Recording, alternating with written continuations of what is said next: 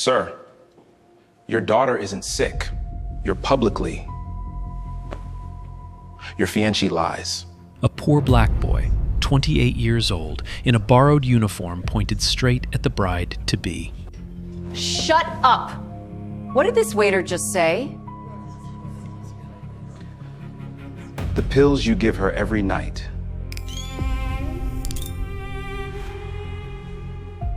They're not vitamins. Champagne in his face. You dare speak at my table? Open her purse, Mr. Moore. That's your proof. Her jaw tightened, then she snapped. Call the police. Security. Get him out. Gerald Moore's hands gripped the edge of the table. He looked at the boy, then at his daughter Elaine, 24, trembling in a wheelchair, hair thin as paper. 80 guests watching. No one defended Yates Langford. Everyone wanted him gone. But before this night was over, every one of them would wish they had listened sooner. Man, you think that was brutal? Wait till you hear how this kid ended up in that room. 6 hours earlier, the Moore estate sat quiet under a copper autumn sky. 12 acres of manicured lawn rolling down to a private lake in Greenwich, Connecticut. Stone walls wrapped in ivy. A vintage sailboat rocking gently at the dock. This was old money territory, the kind of place where even the silence felt expensive. Gerald Moore had bought this land 30 years ago, back when Stonebridge Pharmaceuticals was nothing but a rented lab and a dream. One FDA approval changed everything. Then another. Then another. Now the company was worth $2.3 billion, and Gerald Moore was the man who built it with his bare hands. Tonight, his estate was transformed. A 40-foot white tent stretched across the south lawn. Italian marble laid over the grass. Thousands of white roses arranged in towers along every table. An 8-piece string quartet tuning their instruments near the fountain. Every detail hand-picked, every flower placed with surgical precision, all designed by one woman, Vanessa Cole. She stood on the terrace in a silk robe, directing florists like a general commanding troops. "Those roses are off-center. Fix them. The champagne towers. Taller. I said taller." Staff moved around her in quiet terror. She was beautiful. She was composed, and she controlled every room she entered. Vanessa was 34, former ICU nurse, left the profession 2 years ago, told people she burned out. The truth was quieter and uglier. Medication discrepancies on her ward, an internal investigation, a private settlement, and a resignation letter no one ever questioned. She met Gerald at a charity gala 6 months later. Within a year, she had moved into the estate. Within 14 months, Gerald's daughter started getting sick. No one connected the two. Elaine Moore had been a different person 2 years ago. 22 then, Georgetown graduate, equestrian, nonprofit worker. A girl who ran half marathons on weekends and laughed louder than anyone in the room. Now she was 24 and weighed 103 pounds. Her hair fell out in clumps. Her hands trembled so badly she couldn't hold a glass. Some days she couldn't leave the wheelchair. Doctors ran test after test, autoimmune panels, thyroid screens, MRIs. Nothing conclusive. Dr. Nolan Pierce, the family physician for 15 years, settled on a diagnosis of atypical lupus-like syndrome and adjusted her medications every few weeks. Gerald watched his daughter disappear piece by piece. He held her hand at dinner. He kissed her forehead before bed. And he thanked God every night for Vanessa, the woman who prepared Elaine's supplements each morning, who sat beside her during doctor's visits, who seemed to care more than anyone. He had no idea he was thanking the woman who was killing her. The supplement was the weapon. A custom capsule ordered from an overseas compounding pharmacy under a fake wellness brand. Inside, thallium sulfate. Odorless, tasteless, undetectable in a standard blood panel. Mixed into a vitamin D capsule that looked identical to the real thing. 1 pill every night. Slow, invisible, and devastating. Vanessa had done the math. Gerald's will split the estate equally between Elaine and his future spouse. If Elaine died, or was declared mentally incapacitated before the wedding, the entire $2.3 billion went to Vanessa alone. The wedding was in 9 days. Dr. Nolan Pierce was not a monster. He was something almost worse. A man too proud to admit he was wrong. 58 years old, Columbia trained, trusted by the Moore family for over a decade. He had looked at Elaine's symptoms 100 times and never once ordered a heavy metal panel. Why would he? Poisoning didn't happen in houses like this. Not to families like this. His arrogance was Vanessa's greatest ally. And then there was the catering van. It pulled up to the service entrance at 4 in the afternoon, the gravel road behind the hedges, invisible from the main house. Staff entered through the kitchen. They were not to be seen by guests until service began. Yates Langford stepped out last. Tall, lean, quiet. His uniform was borrowed from a co-worker who called in sick. 2 sizes too big, sleeves rolled at the wrists. In his back pocket, a small leather notebook, worn soft at the edges, filled with chemical formulas in tight handwriting. It was the only thing he kept from his old life. The life no one here knew about. The life that was about to walk back through the front door. The dinner began at 7. Guests arrived in black cars with tinted windows, Rolex watches, Hermes ties, dresses that cost more than Yates earned in a year. They moved through the house like they owned the air itself, because in a way, they did. Yates carried appetizer trays through the crowd. He kept his head down, his steps quiet, invisible. That was the job. Carry, serve, disappear.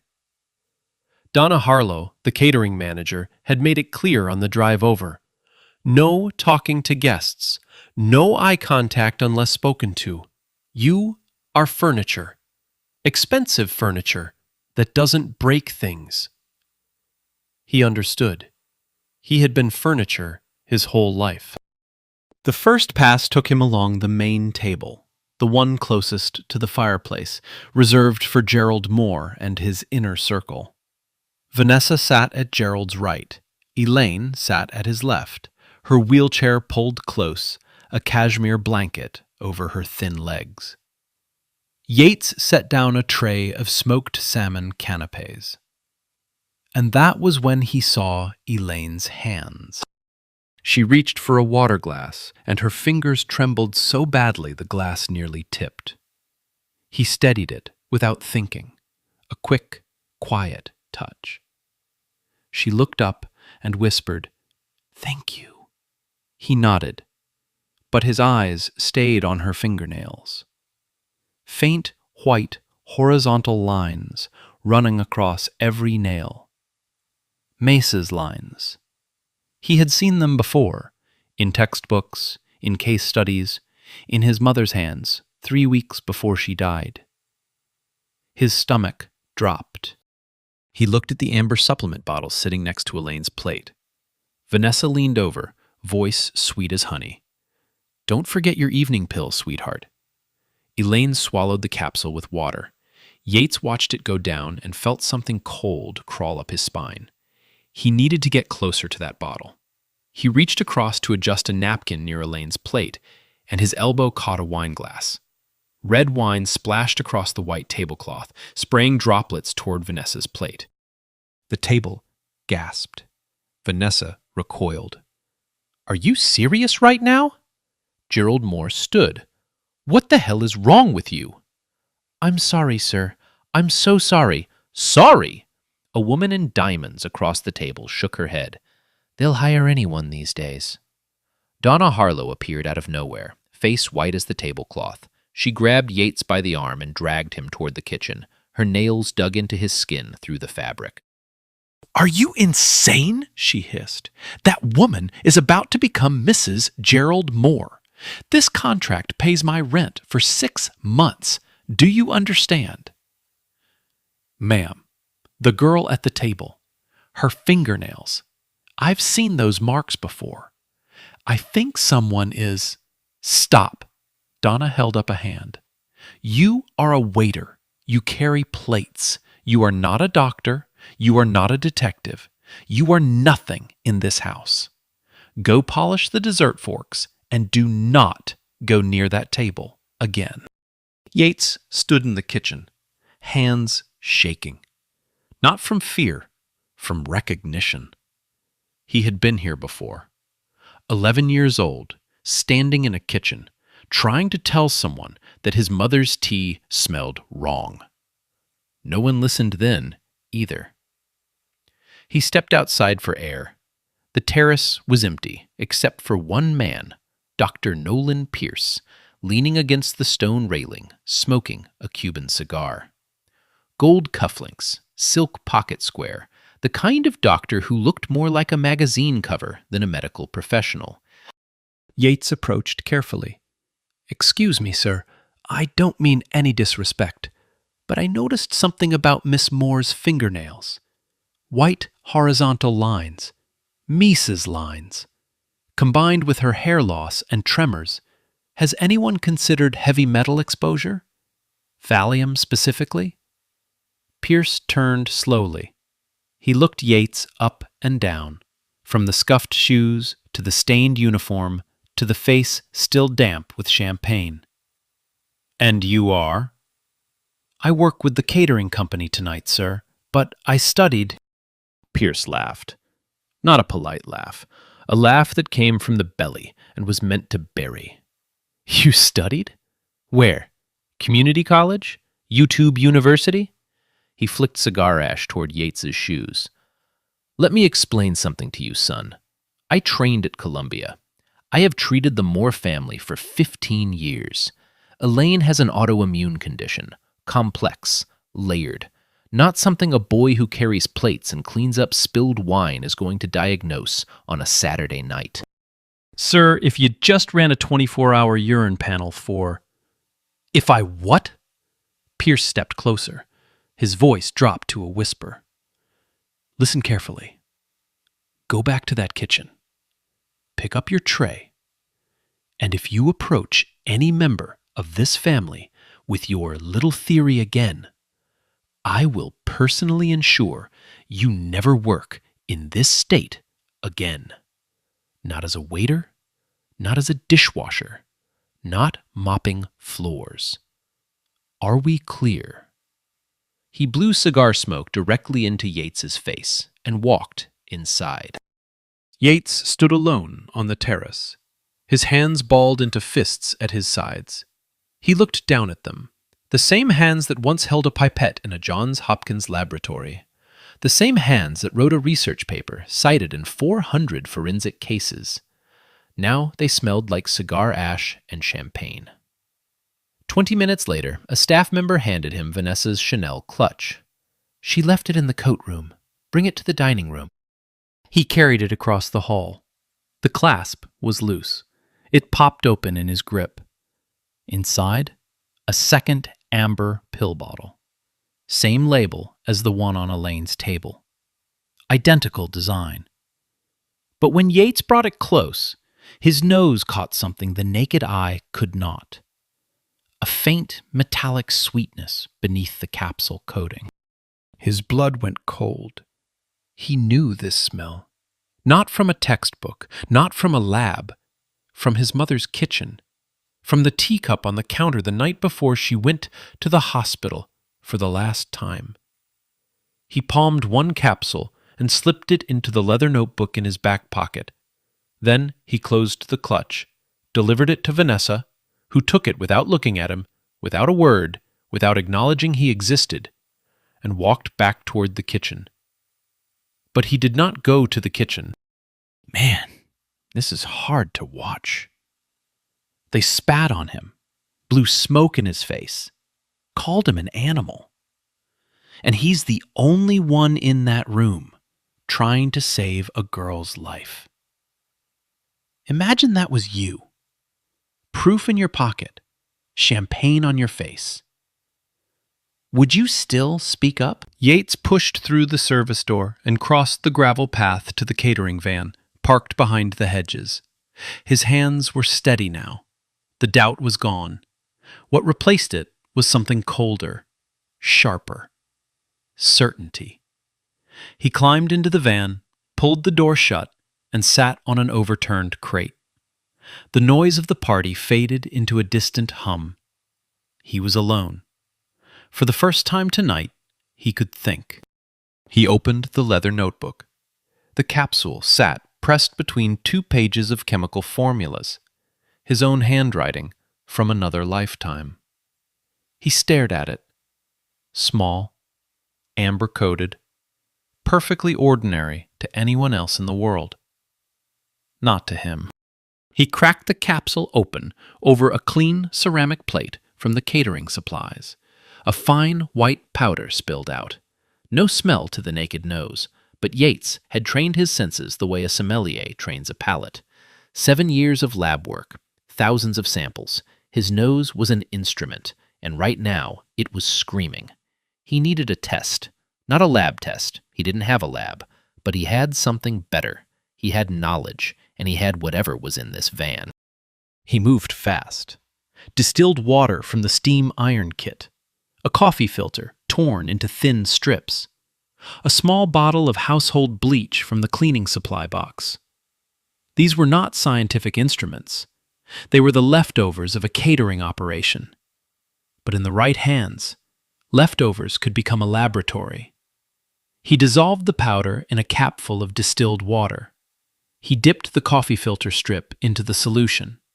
Then he applied a single drop of bleach to the wet strip and waited.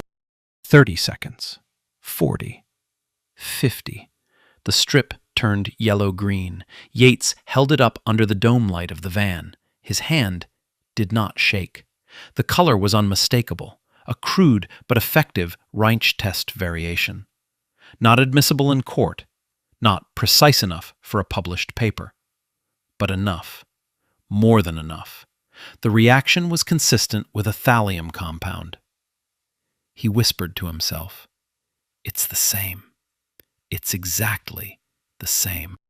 He photographed everything. The crushed capsule on the plate, the dissolved solution, the yellow-green strip, the inside of Vanessa's clutch, which he had photographed earlier when the clasp popped open. Every image time-stamped on his phone. 4 photos, 4 pieces of a puzzle that no one in that mansion wanted to see. He sat in the van for a long moment, the leather notebook open on his knee. His mother's face somewhere behind his eyes. Not the face from the photograph on his kitchen table, but the face from the hospital bed. Gray skin, sunken eyes, hands that couldn't squeeze his fingers anymore. Grace Langford died on a Tuesday. The doctors wrote renal failure on the death certificate. The police investigated 3 years later, only after a neighbor reported seeing Ray Langford buy antifreeze in bulk.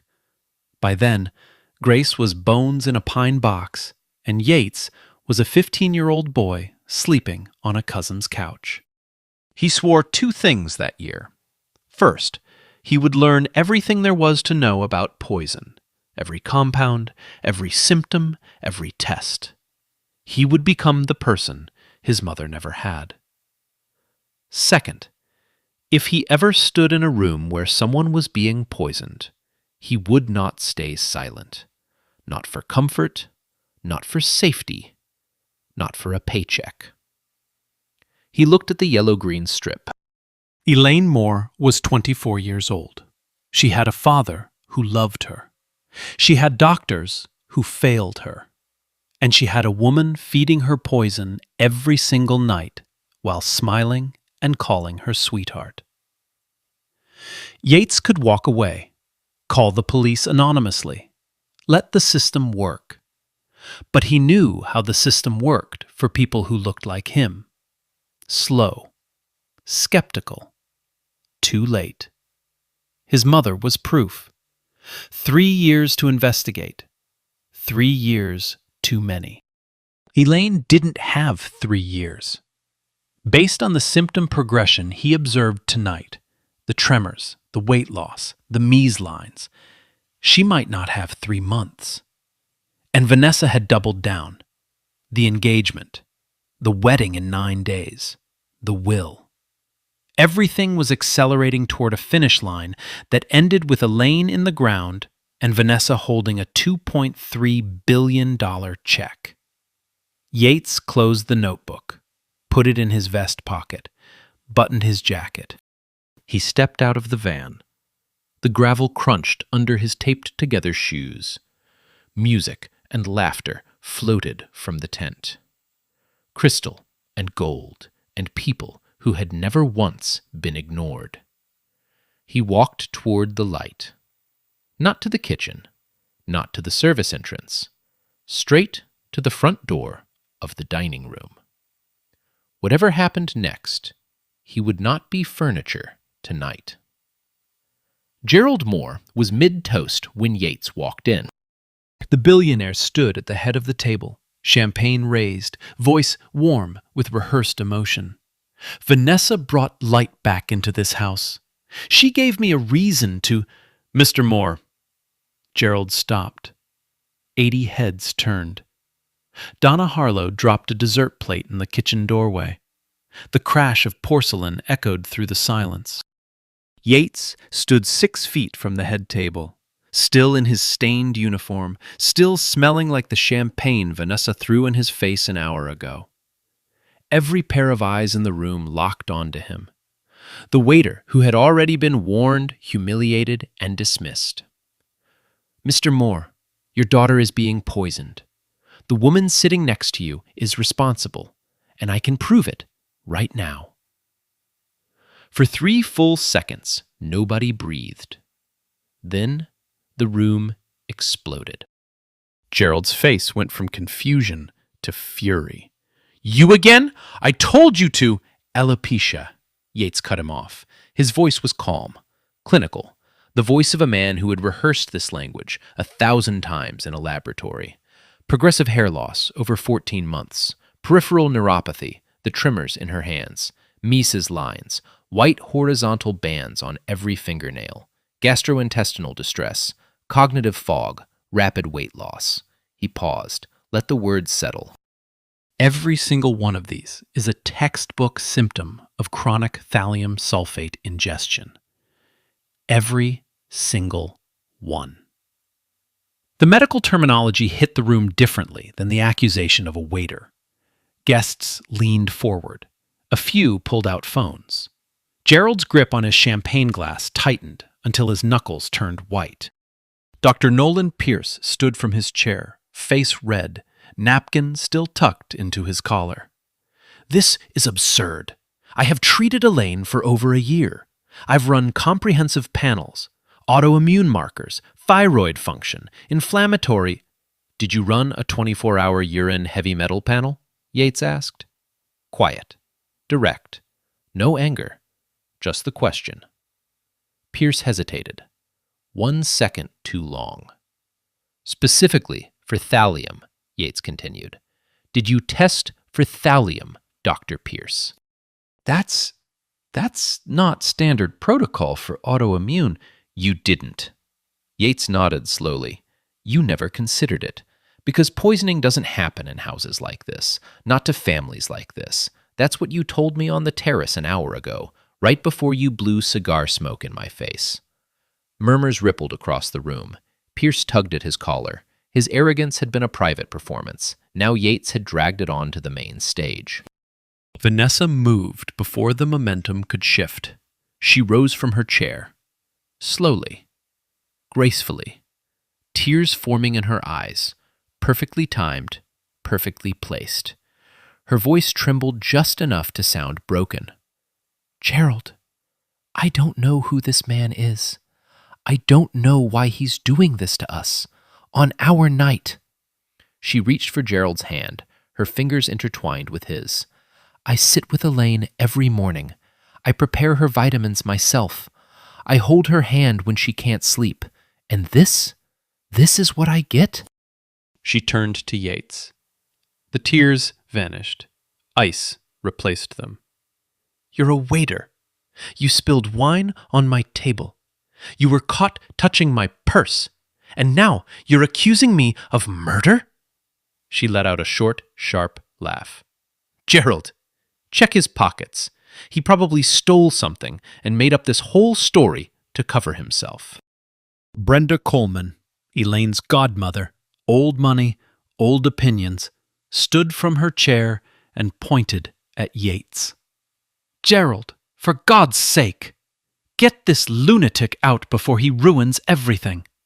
This is exactly what happens when you hire cheap help." The crowd turned.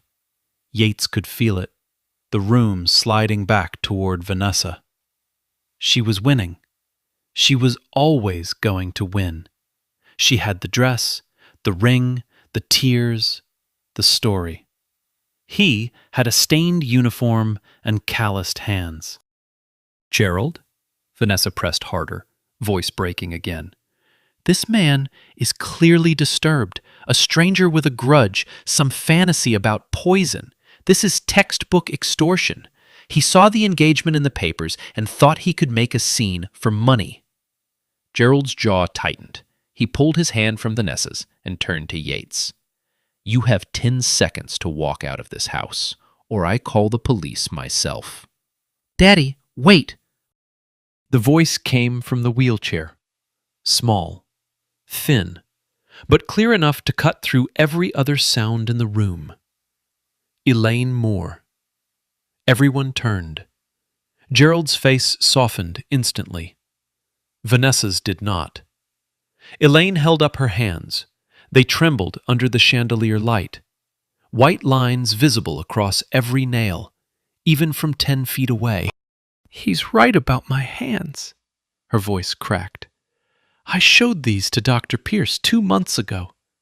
He said it was calcium deficiency." She looked at Pierce. The doctor looked away. "I've been telling everyone something is wrong. No one listens. They just change my pills and tell me to rest." She turned to Yates. Her eyes were exhausted but searching. The eyes of a woman who had been drowning in plain sight. "How do you know what Me's lines are?" The room held still. Yates reached into his vest pocket and pulled out the leather notebook. He opened it on the table. The crushed capsule residue, the dried coffee filter strip, still showing the yellow-green discoloration. This capsule came from a second bottle inside Ms. Cole's purse. Not the bottle on the table, a different one. Same label, different contents. He pointed to the strip. When dissolved and exposed to an oxidizing agent, the powder produced this color reaction. This is consistent with a thallium compound. He placed the notebook flat on the table, open, visible to everyone. "I am not asking you to believe me, Mr. Moore. I am asking you to test it. Call a toxicology lab. Run the urine panel on your daughter tonight. If I'm wrong, I will accept any consequence you choose. Arrest me. Sue me. I don't care." He paused. "But if I'm right, every day you wait, she gets worse. And whoever is giving her those capsules knows the wedding is in 9 days." Silence. Vanessa's eyes darted, fast, involuntary, to her Chanel clutch sitting on the table beside her plate. Just a flicker, half a second, then back to Gerald. But Elaine saw it. From her wheelchair, from the lowest position in the room, the girl everyone had written off as fragile and fading, she saw exactly where Vanessa looked. And she did not forget. A chair scraped against the marble floor at the back of the room. Every head turned. An older man stood, 71, silver hair, tweed jacket that looked 2 decades out of fashion among the tuxedos. He had been sitting quietly at a corner table all evening. No one had paid him much attention. He was not a CEO. He was not a senator. He was not the kind of man who got invited to these events for his money. Gerald Moore had invited him because, 15 years ago, Professor Albert Caldwell's research at Johns Hopkins helped Stonebridge Pharmaceuticals develop its flagship drug. Gerald wrote a $5 million check to the university that year. Caldwell got a standing invitation to every Moore event since. He rarely came. Tonight, he wished he hadn't. Until now. Caldwell walked slowly toward the head table. His shoes were old leather. His tie was slightly crooked. He moved like a man who had spent 50 years in lecture halls, unhurried, deliberate, impossible to interrupt. He stopped 3 feet from Yates. Yates? His voice was soft, almost a whisper. Yates turned. The color drained from his face. His mouth opened, but nothing came out. Professor Caldwell. Caldwell studied him for a long moment. The borrowed uniform, the champagne stain, the calloused hands. Something tightened behind the old man's eyes. Pain, maybe, or regret. "I thought I recognized you," Caldwell said quietly. "You've lost weight." He turned to Gerald Moore. The room was so silent that the candle flames flickering on the table sounded loud. "Mr. Moore, my name is Albert Caldwell. I ran the toxicology research laboratory at Johns Hopkins University for 31 years. He let that settle. "And I need to tell you something about the young man standing in front of you." Gerald said nothing. Vanessa's fingers curled around the edge of her chair. "Yates Langford was not just a student of mine. He was the most brilliant researcher I have ever worked with. In 31 years. And I have worked with hundreds." Caldwell reached into his jacket pocket and pulled out his phone. He opened a browser, typed for a moment, and held the screen toward Gerald. "This is a paper published in the Journal of Analytical Toxicology 4 years ago. Rapid field detection of thallium sulfate in consumer food products. It established a new protocol that is now used in forensic investigations in 23 countries. It has been cited in over 400 criminal cases worldwide." He lowered the phone. "Yates Langford is the co-author. He designed the core methodology. He was 24 years old when he wrote it." The air left the room. Guests who had sneered at Yates 10 minutes ago stared at him with open mouths. Brenda Coleman, who had called him a lunatic, sat down without a word. Dr. Pierce loosened his tie with shaking fingers. His face had gone from red to gray. Caldwell was not finished. "He left our program not because he lacked talent, not because he failed. He left because his funding was cut, and he could not afford to continue." The professor's voice cracked for the first time. "I should have fought harder for him. I didn't. That is something I will carry for the rest of my life." He looked at the test strip on the table, the yellow-green coffee filter sitting on the worn leather notebook. "The improvised test he performed tonight is crude. It would not survive peer review. But it is scientifically sound, and if that strip turned yellow-green from a capsule found in this house—" Caldwell looked directly at Gerald. "You do not have a sick daughter, Mr. Moore. You have a poisoned one." And this young man may be the only person in this room qualified to tell the difference. Gerald Moore stared at Yates. Really stared. For the first time all night. He saw the scuffed shoes, the borrowed uniform, the rough hands, and he saw something he had missed before. Something behind the eyes. Not anger, not desperation. Certainty. How? Gerald's voice was barely a whisper. How did you know to look? Yates was quiet for a long moment. The room waited. My mother. 2 words, heavy as stones. Grace Langford. She died when I was 11. Her husband, my stepfather, put ethylene glycol in her tea for 18 months. Doctors called it kidney failure.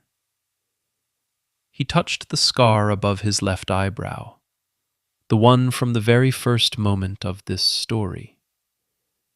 He gave me this the night I tried to take her teacup away. The room did not move, did not breathe. I became a toxicologist because I was an 11-year-old boy who couldn't save his mother. I swore I would never stand in a room and stay silent again. He looked at Gerald.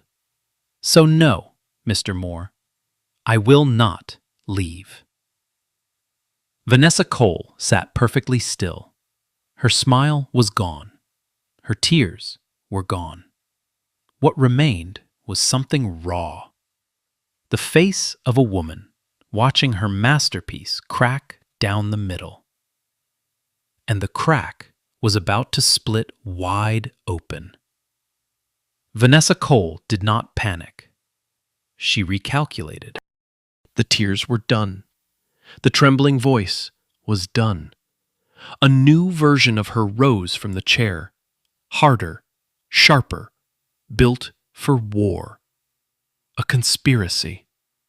She said it softly, almost amused. That's what this is. She looked at Gerald.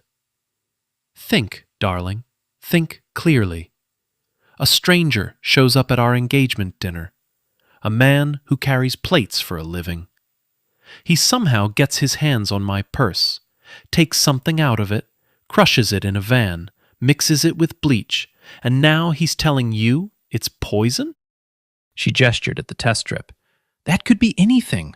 Turmeric, vitamin residue. He crushed it. No chain of custody, no lab verification, no witness to what he actually tested. This isn't evidence. This is a performance. She swept her gaze across the room, slow, deliberate, landing on every face. Are we really letting a man in a stained uniform with a sad childhood story destroy this family? Where is the actual proof? The room wavered. Vanessa could feel it, the social physics tilting back in her direction. Doubt was easier than belief. Suspicion was easier than action. And a beautiful woman in a Valentino gown would always outweigh a black man in borrowed clothes. Dr. Pierce smelled the shift and stepped forward, emboldened. Professor Caldwell, with all respect, a coffee filter test is not admissible evidence. It's a parlor trick. I've treated Elaine with standard protocols for over a year. There is no poisoning here. 2 guests near the back nodded. A woman whispered to her husband, "This is ridiculous." Another shook his head at Yates with open contempt. Caldwell opened his mouth to respond, but he never got the chance. Because Elaine Moore gasped. A small sound. Almost nothing. But it silenced the room faster than any shout. Her water glass slipped from her fingers and shattered on the marble floor. Shards scattered beneath the table like broken stars. Her body went rigid in the wheelchair, spine arched, hands clenched into fists. Then she slumped sideways, eyes rolling back, breathing shallow and rapid. Gerald screamed her name. Chairs crashed backward as guests scrambled from the table. A woman knocked over a champagne tower, glass and liquid cascading across the marble in a golden wave. The string quartet dropped their instruments.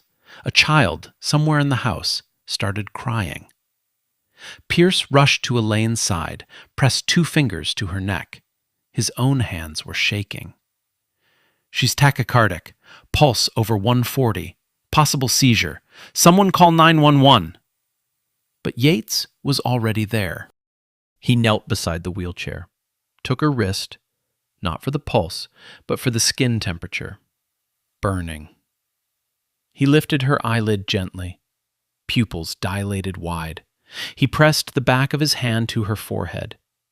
Damp, scorching heat radiating through the skin.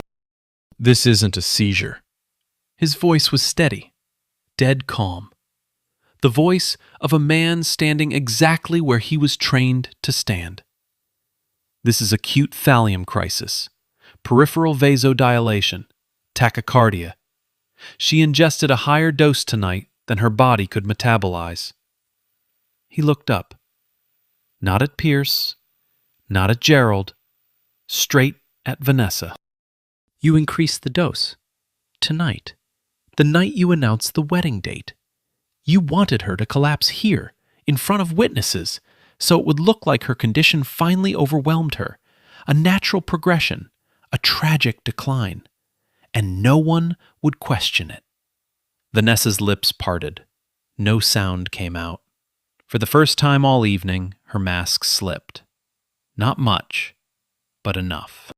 Brenda Coleman, who 30 minutes ago wanted Yates dragged from the building, grabbed Vanessa's arm hard enough to wrinkle the ivory silk. What did you give her tonight? What did you give her? Vanessa yanked free. Nothing. I gave her nothing. This is insane. Her phone. The whisper came from below, from the wheelchair. Elaine, barely conscious, face white as the tablecloth, lips barely moving, forced out 2 words that changed everything. Her phone. Check her phone. Yates froze. He remembered. The moment in the dining room when he placed the notebook on the table. Vanessa's eyes darting to her Chanel clutch. A flicker. Half a second. Involuntary. He hadn't understood it then.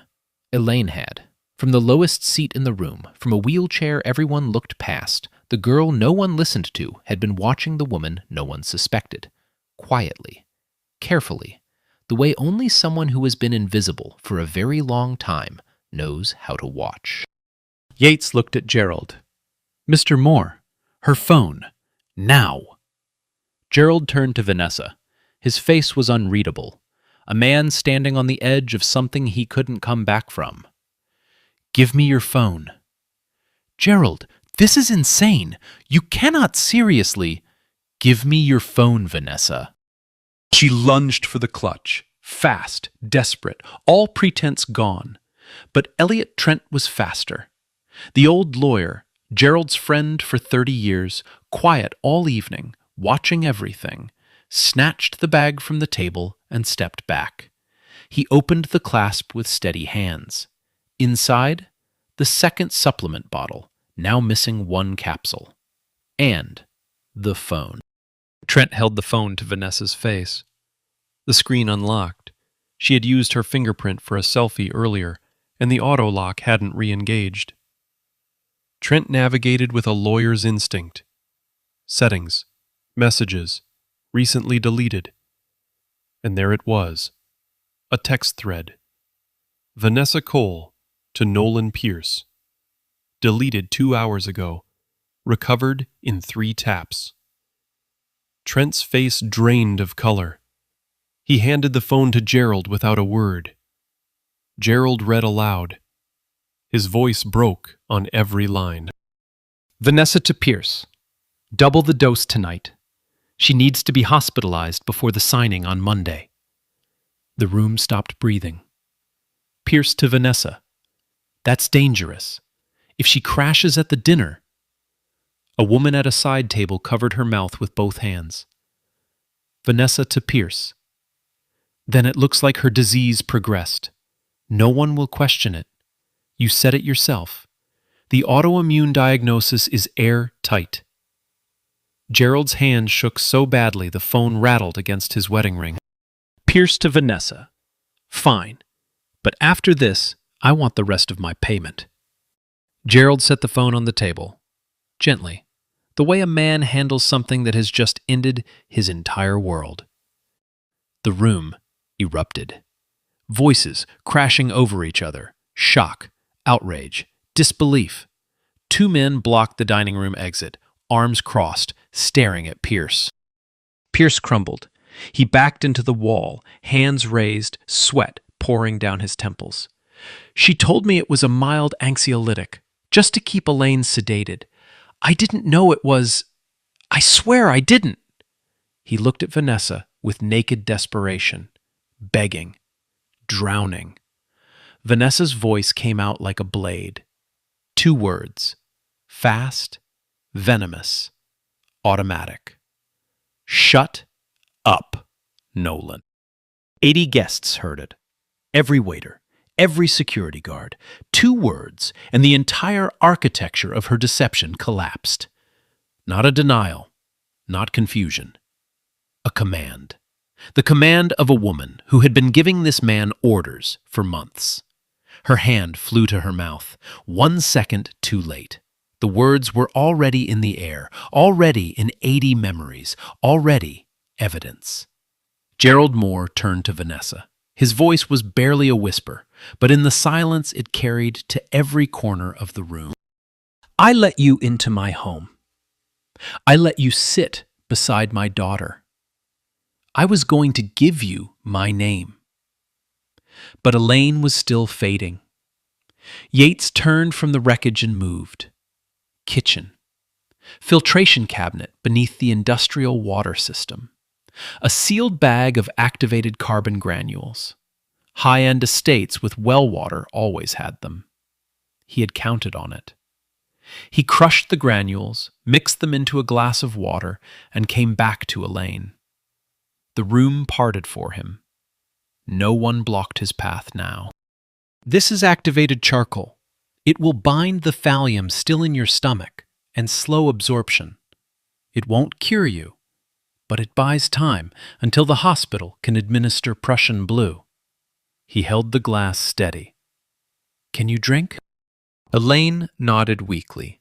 She drank, 1 sip at a time. Yates held the glass. Caldwell monitored her pulse. Gerald held her other hand, tears streaming down his face. The tears of a man who just discovered the greatest danger to his daughter had been sleeping in the bedroom next to his. Sirens. Distant at first, then growing. Red and blue light washing across the estate windows. Paramedics came through the front door 4 minutes later. Yates briefed them the way he would brief a colleague. Dosage timeline, suspected compound, symptoms observed, interventions performed. Calm, precise. Every word carrying the weight of 7 years of training. The lead paramedic looked at him. Are you her physician? No, I'm the caterer. The paramedic blinked, looked at Caldwell. Caldwell nodded once. Every recommendation was followed without another question. They loaded Elaine onto the stretcher. As she passed Yates, a thin, trembling hand reached out and found his calloused one. She squeezed. Barely any pressure, but enough. I knew something was wrong, she whispered. No one believed me. Thank you for believing what you saw. The stretcher rolled through the front door. Red lights swallowed her into the night. Yates stood in the dining room. Champagne-stained clothes. An empty glass of charcoal water in his hand. His mother's leather notebook in his pocket. 80 guests staring at him. The man they had mocked, ignored, spat on, and threatened to arrest. No one called him a cockroach now. Greenwich police arrived 11 minutes after the paramedics. 2 cruisers. No sirens. Elliot Trent had called ahead and asked them to come quietly. There was nothing quiet about what they found. Trent met them at the door with the evidence laid out like a case file. The phone, text messages between Vanessa Cole and Dr. Nolan Pierce, time-stamped, screenshotted, preserved. The second supplement bottle from Vanessa's clutch, still containing 6 capsules that would later test positive for thallium sulfate at a DEA-certified lab in Hartford. Yates's photographs, the crushed capsule, the dissolved solution, the yellow-green test strip, all time-stamped on his phone. And the statements. 80 guests who heard Vanessa Cole say, "Shut up, Nolan." 2 words that no defense attorney in the country could explain away. The officers spoke with Gerald first, then Caldwell, then Yates. Then they walked into the dining room where Vanessa Cole sat exactly where they had left her. Ivory gown, perfect posture, hands folded on the table. She had not moved in 20 minutes. She had not spoken. She had not cried. The officer read the charges. Attempted murder by poisoning, assault with a toxic substance, criminal conspiracy. Vanessa stood when asked. She extended her wrists without resistance. The 3-carat diamond was removed and dropped into a clear evidence bag. It made a small, sharp sound against the plastic, like a period at the end of a sentence.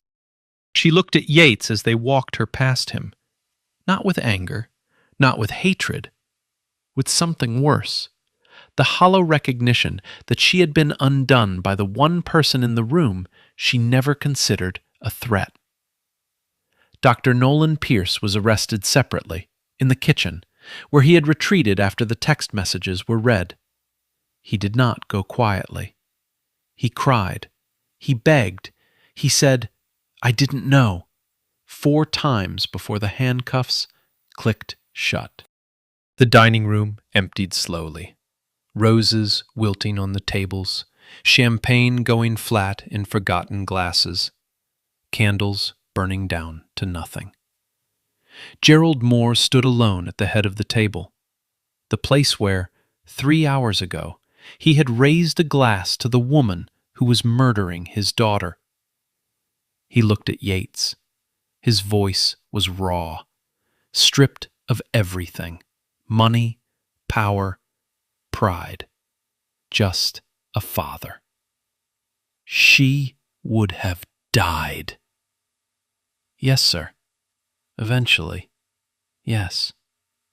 And I would have married the woman who killed her. Yates said nothing. There was nothing to say. Gerald's hands trembled. How do I repay something like this? You don't need to repay me, Mr. Moore. Get your daughter tested. Prussian blue treatment, chelation therapy. Thallium damage is reversible if caught in time. He paused. She still has time. Yates picked up his leather notebook from the table, tucked it into his vest pocket, buttoned his jacket, the same borrowed, stained, champagne-soaked jacket he had worn all night. He turned toward the kitchen, back to the catering van, back to his other life. Mr. Langford! Yates stopped. Wait! 6 weeks later, Elaine Moore walked out of Greenwich Hospital on her own 2 feet.